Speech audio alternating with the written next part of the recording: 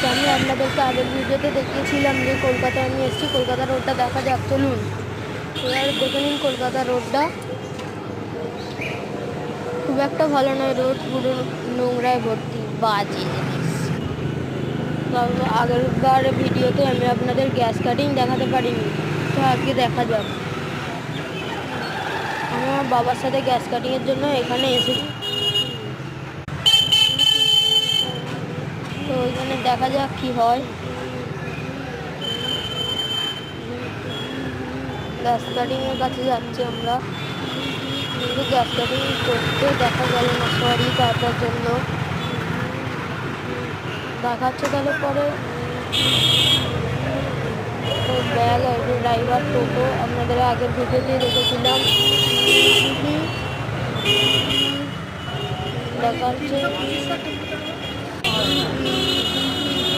এখানে যে স্কুটিটি দাঁড়িয়ে আছে, স্কুটিটা ওখানেই গ্যাস কাটিংটি হচ্ছে।